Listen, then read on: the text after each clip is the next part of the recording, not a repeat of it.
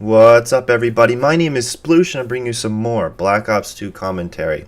This is actually going to be part 4 of my experience with the party system in Black Ops. I started this series in Black Ops 1 and you can check it out, and I really recommend it because there's no way I'm going to say everything I'd ever want to say in this video. Obviously, there's a part 1 through 3 for a reason. You can scroll down on this video to my playlist under Black Ops and check out those 3 videos. I think I did a good job on them, even though I made them well over a year ago. And then also, you can go on my channel anytime you want. You just go to youtube.com/splooshIRL and check out my playlist whenever you want. I've noticed that the map balance in this game is quite different when you're playing with a party. The gameplay is completely different, and it always has in Black Ops 1 played differently when you're solo versus with a group. Treyarch games are infamous for having sort of a left lane, right lane, and middle lane concept. And when you're playing in a group, in theory, you've got 2 guys going left, 2 guys going middle, and 2 guys going right. Generally, you're not trying to spawn flip. You don't want to spawn flip. You actually want to pick the side that is considered the most dominant and then control that and win the game with it. And sometimes which side is the best can vary or even surprise you.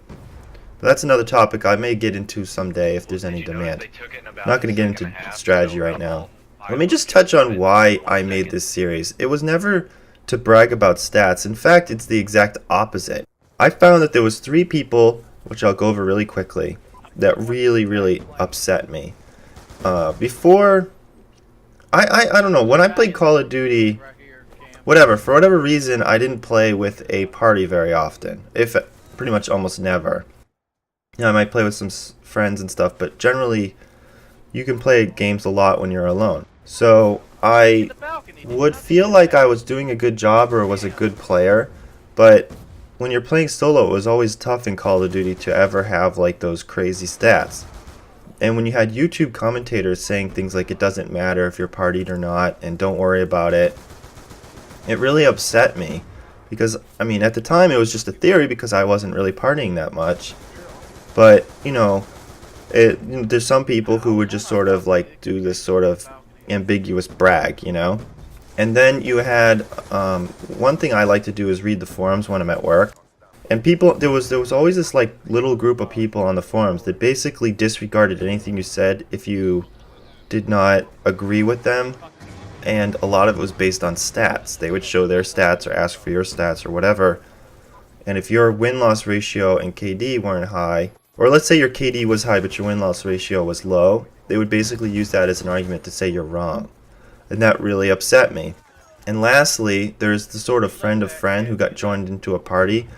And that's actually what spawned this entire series, which had a pretty good win-loss ratio, maybe like a, I don't know, 3, 4, 6 win-loss ratio versus, say, my win-loss ratio. And then they had like a, you know, let's say like a 2 KD or whatever. You know, with something like that where those people are talking down to you and your friends, and then, you know, my theory again is, oh, well, they're just partying. So what I decided to do was try to prove it and use this account as ammunition against the people who are talking down to everyone. And if you haven't figured out by now, what I'm basically saying is under certain pretenses, stats don't matter that much. I mean, yeah, they matter, and it's good, and under the understanding of where they came from, they matter. But there's a lot of people who use their stats as sort of a weapon against others without really telling the truth. And to the credit of YouTube, I've noticed a lot lately that YouTube commentators are coming up front and they're saying they're playing solo a lot more. And this thing, for the most part, has kind of died down a little bit. However, the reason I'm making this video is not so much to combat people anymore, but to explain how playing this game is different when you're playing with a group. When I'm playing solo, I'm primarily SMG. And I did make a video about this in Black Ops 1, which was called How to Win at Domination Against a Party. You can also check that out in the playlist. But basically, I would run in a circle around the map. First of all, when you're running in a circle, it's harder to be flanked. And I would constantly sort of flip C and A with the premise, and I'm not going to go over all of this, but basically the premise was to take teams off their guard. Ideally, a group of people are going to hold B, never give up B, and then kind of create a wall. What you would do is punch through a corner of that party. Stupid phone. You punch through the wall of the side of that party then cause the spawn flip or cap the opposite side and basically create disorder amongst the group, and that would allow that one guy to do some things.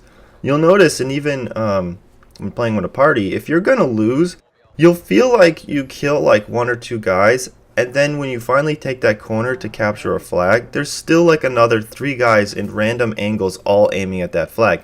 No solo person, in my opinion, can really handle that. Or maybe you will cap a flag once out of, maybe 10 tries, but they'll just take it right back anyway. So creating that sort of A and C disorder really changes things. And it's even more important in Black Ops 2 because capping A and C is worth 200 points. And if every time you kill somebody while capping that flag, you also get, I think, another 200 points. You'll notice the target finder and the assault rifle. I'm using the FAL in both these games, and when you're sort of posting up, the assault rifles suddenly are really good, and the submachine guns seem underpowered, which is interesting, Talking about these games real quick, in the first game I wanted to show you that, it's hard work getting these wins. You don't just get free wins. It's not a free ride, and people make you earn your victories. But also, in the first game we did sort of that post-up I was talking about, but in the second game it reminds me a lot of the map Summit in Black Ops 1, where you sort of have 3 guys guard A and 3 guys guard C, and that's how you play the map. The reason for this is we did have one random in this gameplay who was constantly causing spawn flips. So what I was doing is basically guarding C, and that's why I'm not exactly camping, I'm just sort of roaming around C, doing my part on this side of the map. This is only the beginning. I just started this account like 2 weeks ago, so I'll probably end up making a part 5 to this series at some point. But I hope I brought some information to the table. I also wanted to mention Ghost. Ghost is a big deal when you're playing solo. And when you're playing in a party, I haven't even got Ghost yet, but when I do have the option of getting Ghost, I might put it on one class and that's it. Not to mention they've increased the difficulty of getting UAVs, which only amplifies my point. Generally a party will have a few guys carrying stingers, and all of a sudden UAVs aren't so bad, and because you're not behind enemy lines like you would be in solo play, Ghost is much less interesting. Unfortunately, I'm out of time. I hope you enjoyed the video. Please rate and subscribe if interested. There'll probably be a part 5 in a few weeks to follow up with more detail. Bye.